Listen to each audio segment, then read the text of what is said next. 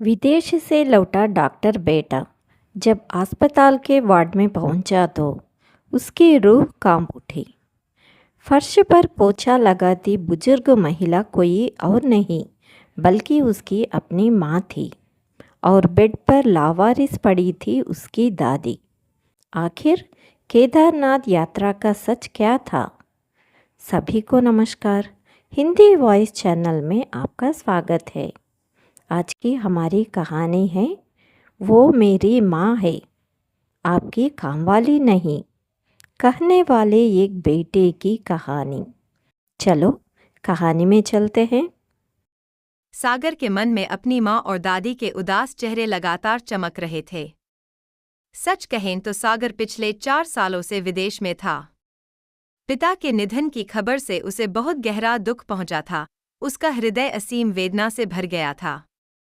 लेकिन वीजा संबंधी समस्याओं के कारण वह समय पर भारत नहीं आ सका था। अब उसने विजयवाड़ा के एक बड़े अस्पताल में डॉक्टर के रूप में काम करना शुरू कर दिया था। जब उसने यह बात अपनी माँ को बताई होगी तो उनकी खुशी का कोई ठिकाना नहीं रहा होगा। यह सोचकर वह बहुत खुश था। दादी तो मुझे गले लगा लेगी, दादी को मैं लाया हुआ शॉल ओढ़ाकर उनका आशीर्वाद लूंगा, यही सोचते हुए वह अपने घर पहुंचा। रसोई में भाभी बच्चों के लिए खाना पका रही थी और उसके भांजा भांजी आंगन में खेल रहे थे। शुरुआत में तो वे अपने छोटे चाचा को पहचान नहीं पाए, लेकिन कुछ ही देर में दौड़कर उसके पास आ गए। लेकिन सागर को माँ और दादी कहीं नजर नहीं आईं। बच्चों की आवाज सुनकर भाभी भी बाहर आ गईं। सागर ने देखा कि उसकी भाभी का चेहरा पीला पड़ा हुआ था। सागर को देखते ही भाभी ने कहा, देवर जी, आपने आने से पहले बताया भी नहीं। आपने तो बताया था कि आप कुछ दिन और वहीं काम करेंगे।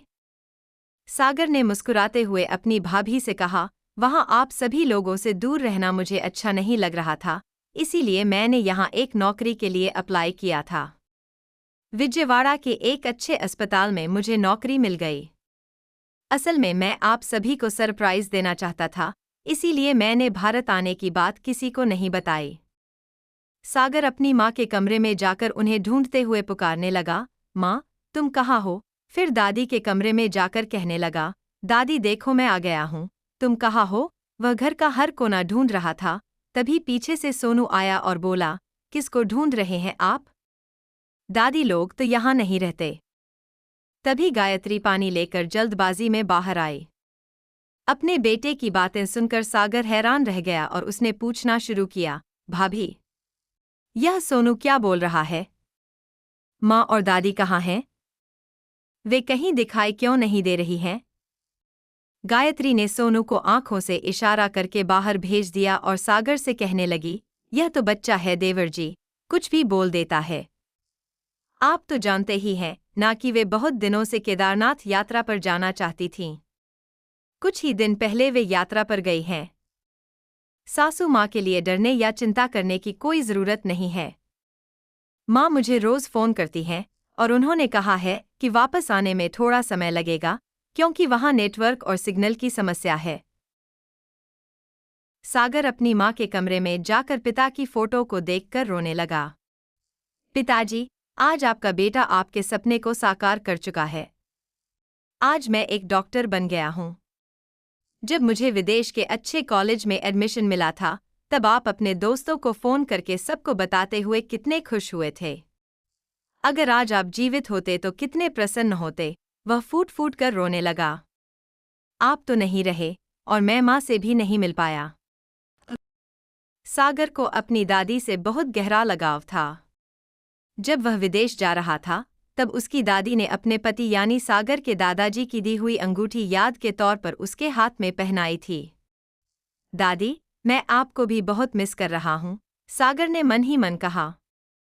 इतने में गायत्री ने आकर कहा, खाना बन गया है, आप हाथ मुंह धोकर खाने आ जाइए। सागर अपने भांजे और भांजी के लिए बहुत सारे खिलौने और चॉकलेट लाया था, जो उसने उन बच्चों को दे दिए। शाम को जब उसका बड़ा भाई घर आया, तो उसने सागर से थोड़ी देर बात की, लेकिन उसकी बातों में वह आत्मीयता नहीं थी। भैया और भाभी के बर्ताव से सागर को लगा कि जरूर कुछ गड़बड़ है। अगले दिन जब सागर अस्पताल पहुंचा, तो वहां के कर्मचारियों ने उसका सम्मानपूर्वक अभिवादन किया। सागर ने सबसे पहले अपने पिता की तस्वीर को अपने केबिन में लगाया, उन्हें प्रणाम किया और अपना काम शुरू किया। दोपहर के समय सागर मरीजों का हालचाल जानने के लिए वार्ड के राउंड पर निकला।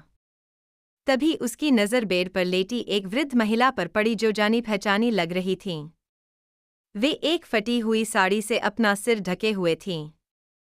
वह केबिन की तरफ लौट ही रहा था कि उसने देखा कि सफाई कर्मचारी मॉपिंग और सफाई के काम में व्यस्त थे। तभी फोन पर बात करते हुए सागर के कानों में एक अजीब सी आवाज़ सुनाई दी। अस्पताल के एक कोने में एक बुजुर्ग महिला सफाई कर रही थी और अधेड़ उम्र की महिला सुपरवाइजर उन पर जोर जोर से चिल्ला रही थी कि अगर काम करना नहीं आता तो यहाँ क्यों आती हो। वह बुजुर्ग महिला चुपचाप खड़ी डांट सुन रही थी। सागर को यह देखकर बहुत बुरा लगा। वह उस महिला के करीब गया और सोचने लगा, यह बुजुर्ग महिला यहाँ क्या कर रही है। अचानक सागर के दिल की धड़कनें तेज हो गईं, उसकी आंखों के आगे अंधेरा छा गया और आंसू बहने लगे। क्योंकि सफाई कर रही वह महिला और कोई नहीं, बल्कि उसकी अपनी माँ सावित्री देवी थीं। सागर की आंखों से आंसू रुक नहीं रहे थे। माँ, आप तो तीर्थ यात्रा पर गई थी ना? दादी कहाँ हैं? अपने बेटे को सामने देखते ही सावित्री देवी उसे गले लगाकर रोने लगी और उसे उसी अस्पताल के बेड पर सोई हुई दादी के पास ले गईं। माँ और दादी को इस हालत में देखकर सागर का दिल बैठ गया। तभी दादी की भी आंख खुल गई। सावित्री देवी अपनी सास के पास जाकर बोली, देखिए, आपका पोता अब डॉक्टर बन गया है। सामने खड़े डॉक्टर पोते को देखकर दादी की आंखों में भी आंसू आ गए। लेकिन सागर के मन में हजारों सवाल तैर रहे थे। कांपती हुई आवाज में दादी और सावित्री देवी ने सच बताना शुरू किया। तुम्हारे पापा के गुजरते ही तुम्हारे बड़े भाई ने सारा व्यापार अपने कब्जे में ले लिया। तुम्हारे पापा ने घर बनाने के लिए जो पैसे छोड़े थे, उनसे तुम्हारा भाई और भाभी खुद के लिए नए कपड़े खरीदते और रोज शॉपिंग करने जाते थे। लेकिन जब मैं और दादी अपनी दवाइयों के लिए सिर्फ 500 रुपये मांगते थे, तो घर चलाने का बहाना बनाकर मना कर दिया जाता था। तुम्हारी भाभी मेरा आधा खाना दादी को दे देती थी। जब मैंने पूछा कि ऐसा क्यों करती हो, तो उसने कहा कि दादी से भी काम करवाओ, तभी खाना मिलेगा। मेरे 2 रोटियों और एक निवाले के लिए भी मुझसे काम कराया जाता था। इस उम्र में हम कहाँ जाते? यही सोचकर हमने सब सह लिया। घर में कुछ पड़ोसिनें बैठी बातें कर रही थीं। सावित्री देवी फटी हुई साड़ी में चाय की ट्रे लेकर आती हैं, उनके हाथ कांप रहे हैं। पड़ोसिन कहती है, अरे गायत्री, सावित्री बहन की तबीयत कुछ ठीक नहीं लग रही। चेहरा कितना उतर गया है इनका। गायत्री झूठी चिंता दिखाते हुए मुस्कुराकर कहती है, क्या बताए आंटी जी, माँ जी की उम्र हो गई है ना, तो बार बार भूलने की बीमारी हो गई है। हम तो कहते हैं कि आराम करो, पर मानती ही नहीं। जबरदस्ती काम करने आ जाती हैं, ताकि सबको लगे कि हम इनसे काम करवाते हैं। सावित्री देवी धीमी आवाज में कहती हैं, गायत्री बेटा, मैंने तो बस। गायत्री बात काटते हुए कड़े स्वर में बोली, बस माँ जी, अब सबके सामने यह मासूम बनने का नाटक मत कीजिए। जाइए, अंदर जाकर बैठिए। आंटी जी, देखा आपने, दिन भर बस घर में क्लेश करने का बहाना ढूंढती हैं। एक दिन गायत्री अलमारी की तलाशी ले रही थी और सावित्री देवी कोने में सहमी खड़ी थीं। सावित्री देवी ने धीमी आवाज में पूछा, गायत्री, उस अलमारी में तो मेरे पति की दी हुई आखिरी निशानियां और सागर के बचपन के कागजात हैं। तू वहां क्या ढूंढ रही है?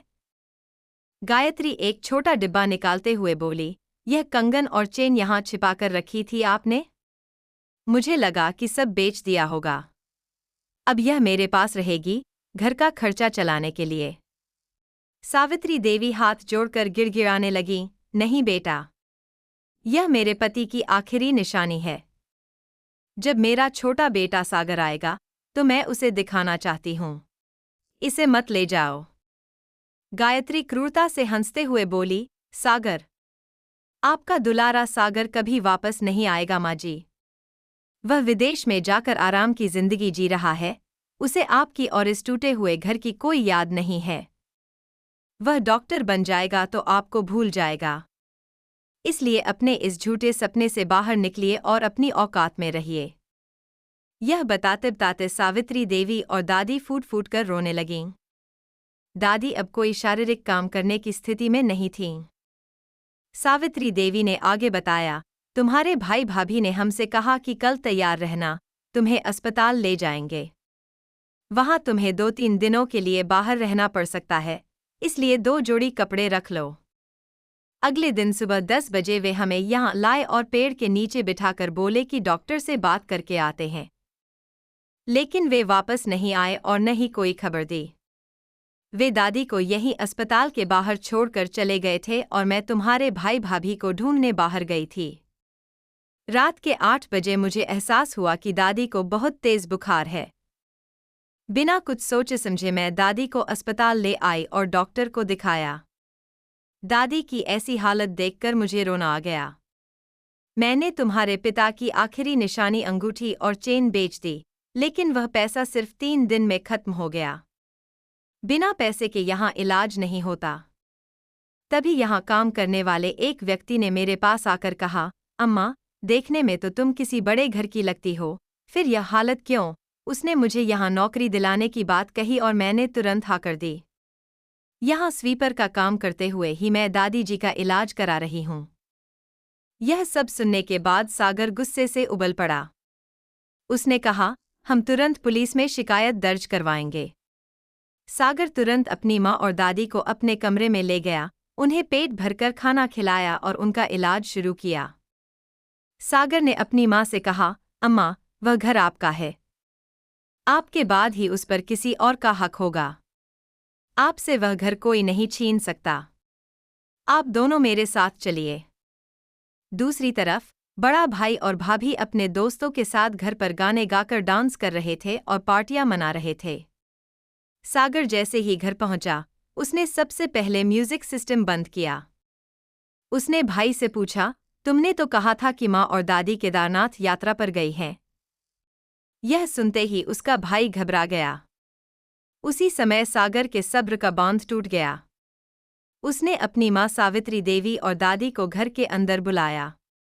जैसे ही सावित्री देवी अंदर आईं, सागर ने अपने भाई और भाभी के गाल पर जोरदार थप्पड़ जड़ दिया। घर में मौजूद सभी मेहमान सन्न रह गए। सागर ने कड़क आवाज में कहा, मेरे भाई ने जो दुकान ली है, वह भी दादी के नाम पर ही है। इन्होंने माँ को डरा धमकाकर घर अपने नाम लिखवा लिया और दोनों को बेघर करके बाहर निकाल दिया। तभी पुलिस कांस्टेबल ने आकर कहा, अब बाकी की बातें पुलिस स्टेशन चलकर करेंगे, चलिए। सागर ने अपने भाई और भाभी से कहा, बचपन में बच्चों को माता पिता भगवान जैसे दिखाई देते हैं। मुझे बिल्कुल पसंद नहीं है कि आपकी इस घिनौनी हरकत की वजह से आपके बच्चे आपसे दूर हों। इसलिए चुपचाप अपना सामान उठाओ और इस घर से दफा हो जाओ। अगर इसके बाद भी तुम सुधरे नहीं, तो अंजाम इससे भी बुरा होगा। अगर आपको यह भावुक और सीख देने वाली कहानी पसंद आई हो, तो कृपया लाइक, शेयर और सब्सक्राइब करें हिंदी वॉइस चैनल। अगली कहानी के साथ जल्द ही फिर मिलेंगे। तब तक के लिए अलविदा और धन्यवाद।